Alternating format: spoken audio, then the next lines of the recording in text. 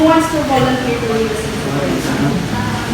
Can we have one for Muslim and one for Christian? Muslim? So how about Christian? Ashley? Okay.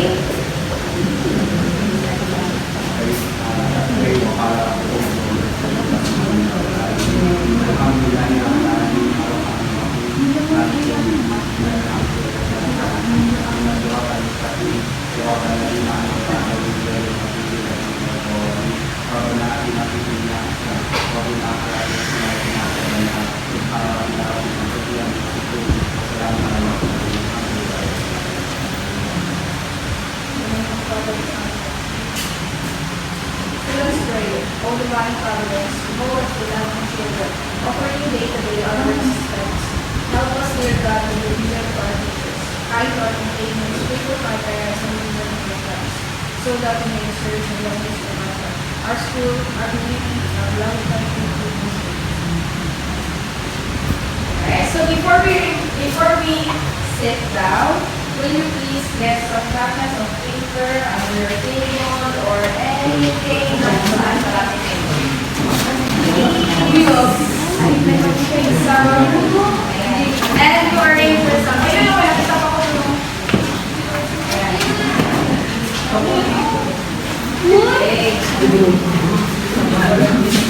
okay, done na? Okay. Sit down. Thank you. So, Miss Secretary, is there anyone absent in the class today or all of us here are present? Who's absent today?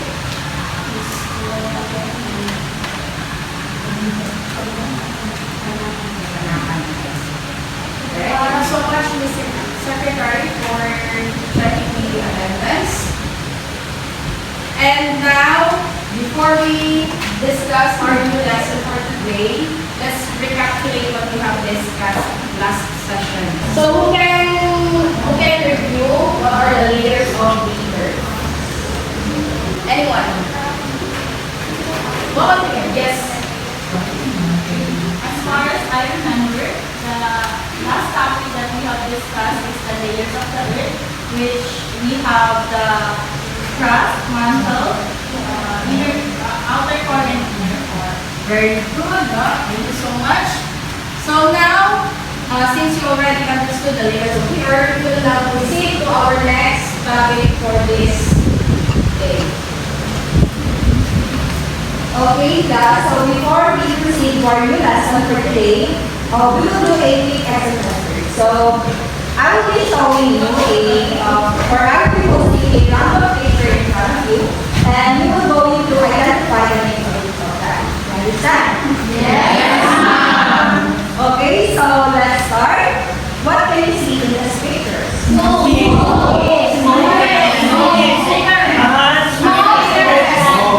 I heard someone saying smoke. Who said that? Okay, so this is correct. It's how about this one? Rock. Rock. Can you see?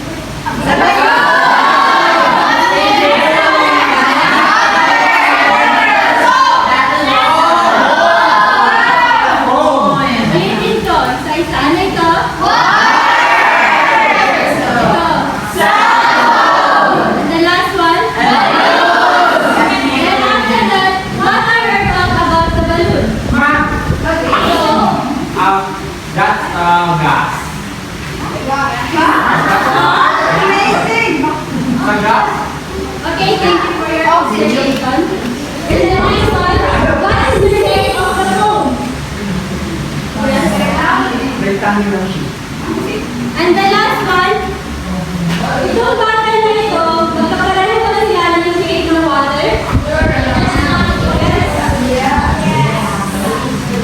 No, because the water only takes the shape of the container. Thank you, class. Class, so did you enjoy our activity? Okay, so now, so let's have a reflection by answering these following questions. So, number one, who can give an answer? Anyone? Okay. First question is, what have you observed in our activity? Okay, what have you observed in our activity? Anyone? Yes? I observed them from the activities that we've done is that we have more on identifying objects, different types of objects, and I think it has also different phases. Yes, very good. So next question, number two, who can read and answer? Anyone? Yes, do you think this is related to our topic for today? So I think ma'am, yes po. Okay, yes, very good. The last one is, do you think this is important in our lives? Yes or no? Yes! Okay, so that's good. So all of those are all about matter, and it is related in our lives, so everyday lives. So what we see and what we touch is all about matter. So that's all. So now let's proceed to our proper discussion, which is our topic for today is about the particular nature of matter. But first things first, let us read our objective first. Ms. Rodera, can you please read our objective? So the objectives is A. Classify objects and materials as solid, liquid, and gas based on its characteristics. B. Explain the differences among these three states of solid, liquid, and gas, and appreciate the importance of solid, liquid, and gases to our environment. Medyo nagmulayan. So that is our objective. Now, what is matter? So if you look around us, you will see an example of matter, right? Yes! So, yes, everything that we see around us is an example. Like, it have a mass, it have a mass oil, it have a volume or weight. And some example of the matter is naturally occurring like the sun, the water, and the air. And we all know that matter has a three states, and that is the solid, the liquid, and the gas. And the first one that is the solid. So who want to read this? Yes, Ms. Alayaan. Solid. It has a definite shape and volume. Particles are tightly packed in a fixed arrangement and generally not compressible. Yes, a solid is one of the primary states of matter. It is used for its definite shape and volume. In solid, the particles such as atoms or molecules, they are closely packed together in a fixed arrangement, which is leading to strong molecular force that keep them in place. Solid, which is the pencil, the notebook, and the political. So, di ba nakikita niyo ito sa mga kapaligiran sa bahay ninyo? Oh, yes! So, another thing, ang example ng solid is the ice, right? But then, kapag nag-melt yung ice, di ba nagiging liquid siya? Who wants to read this one? Yes, Ms. Alondra. Liquid. Definite volume but no definite shape. It takes the shape of its container, and particles are close together but can move past one another and allowing liquids to flow. Liquid have a molecule that are closely packed together that can move part of another to this is allowing for flavor too. An example of this is the oil, the milk, and the rainwater. Next one is the third thing of the matter is number. Who want to read this one? Yes, Mr. Yuka. Gas, no definite shape or volume, expand to fill a container. Particles are far apart and move freely. So yes, gases can be compressed and have a low density compared to solid and liquid. So if it expands to fill its container with molecules that are far apart and move quickly. An example of this is the steam, the hot air balloon, and the water vapor. Ang important pa natin itong three state of the matter is the first one. Who wants to read the importance of the solid? Yes, Miss Ati. Solids contain this shape and volume, so that is making them essential for construction and example given buildings and roads. Another one, but then ang importance of the Liquid like water is better for all living organisms, aiding the hydration, digestion, and metabolic process. last one, who wants to read this one? Yes, Miss Ati. Gas is crucial for respiration in humans and animals, live for life. And in the atmosphere, such as carbon dioxide and nitrogen, gases that have growth and weather patterns. Ay ko, so, alam natin ang three state of matter is napaka-important talaga. So, ang mabigyan ng summary again, ang matter is an entity that occupies space in gas. And then the three state of the matter is solid, liquid, and gas. Okay?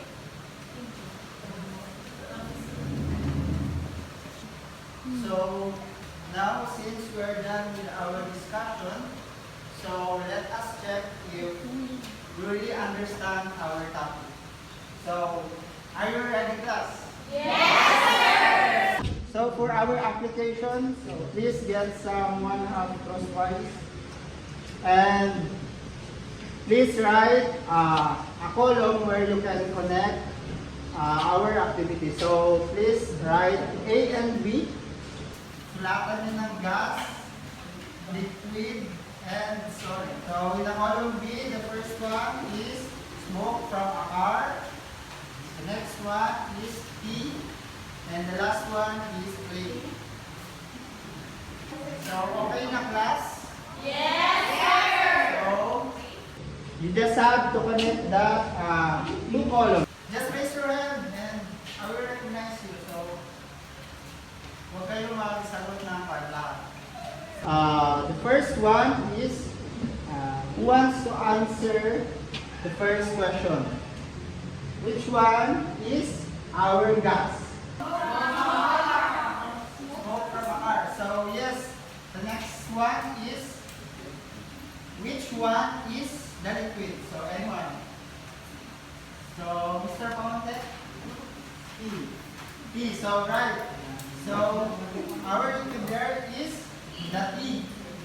So the last one is which one is our solid? So Miss Alaya. So yes, very good. So each one of you must recognize our state of matter. So give clap for everyone.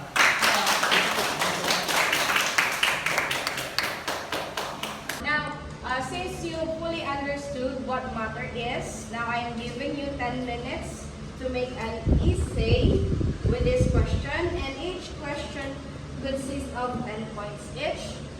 And you have the rubrics or the criteria for scoring. So the completeness of concept consists of 40%, expression used with clarity, that's 30%, conceptual organization, that's 30%, overall, a total of 100%.